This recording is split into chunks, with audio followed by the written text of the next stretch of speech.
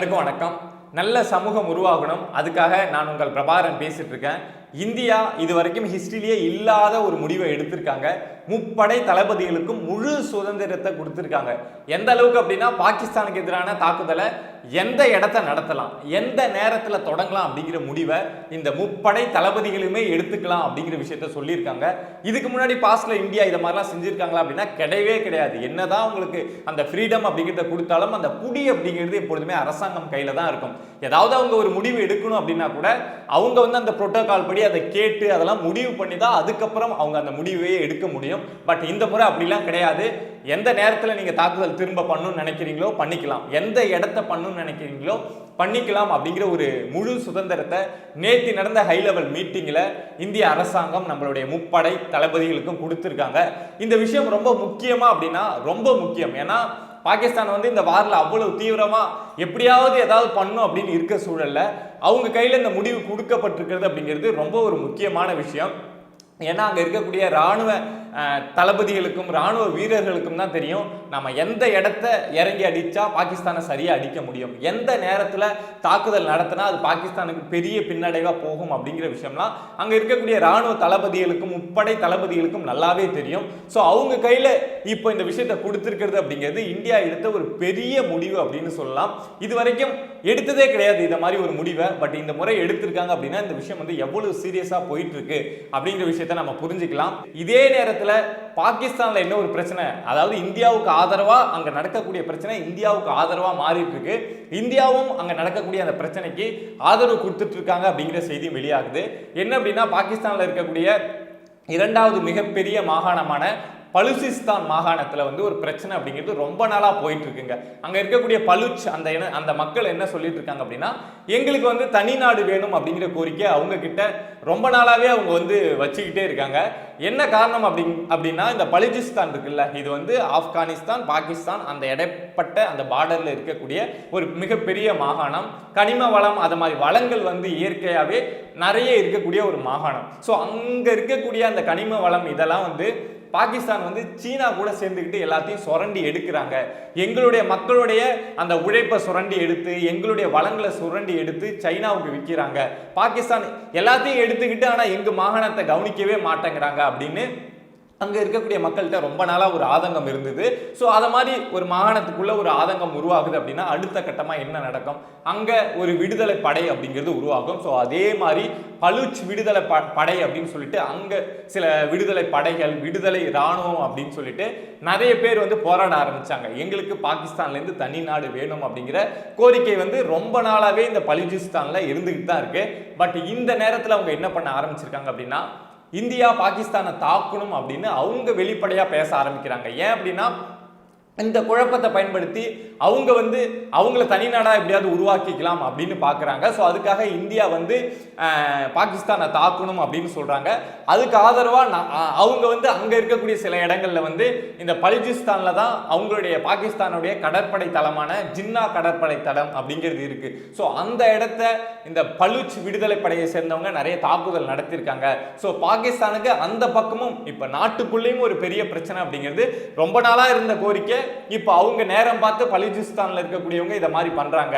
So பாகிஸ்தானுக்கு நாட்டுக்குள்ளேயும் ஒரு பிரச்சனை இருக்கு, நாட்டுடைய எல்லை இந்தியா கூடயும் ஒரு பிரச்சனை இருக்கு அப்படிங்கிறப்போ ஸோ ஒட்டு மொத்தமா இந்த பக்கமும் பாகிஸ்தானுக்கு ஒரு அடி அந்த பக்கமும் பாகிஸ்தானுக்கு ஒரு அடி அப்படிங்கிற சூழல்ல பாகிஸ்தான் இருந்துட்டு இருக்காங்க.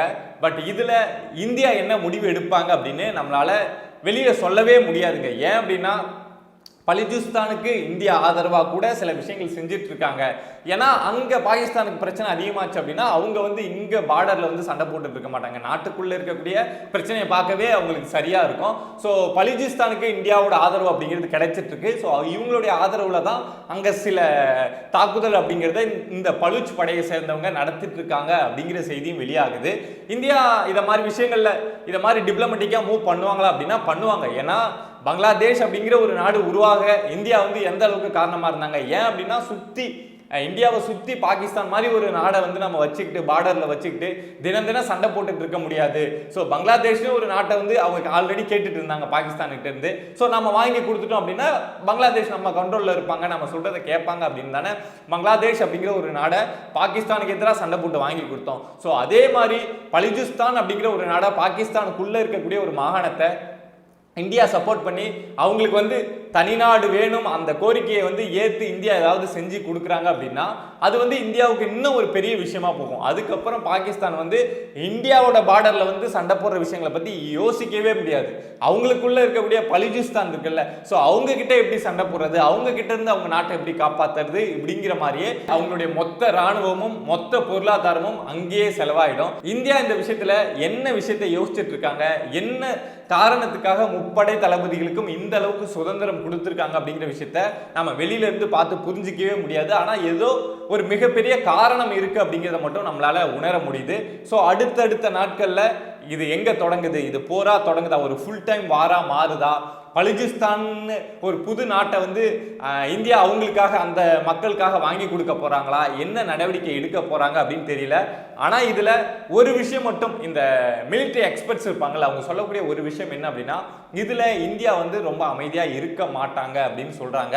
ஏன் அப்படின்னா பாகிஸ்தான் இவ்வளவு விஷயம் பண்ணதுக்கு அப்புறமும் இந்தியா அமைதியா இருந்தாங்க அப்படின்னா அது கிட்டத்தட்ட இந்தியாவோட ஒரு பேருக்கே கெட்ட பேர் வந்த மாதிரி ஆயிடும். இந்த டைமை பயன்படுத்தி இந்தியா வந்து இந்த பாகிஸ்தான் ஆக்குபைடு காஷ்மீர் இருக்குல்ல, ஸோ அந்த பகுதி பாகிஸ்தான் வந்து நம்மளுடைய காஷ்மீர்ல வந்து ஒரு பகுதியை ஆக்குபை பண்ணி வச்சிருக்காங்க. ஸோ அந்த பகுதியை இந்தியா மீட்டுருவாங்க அப்படிங்கிற ஒரு விஷயத்த சொல்றாங்க.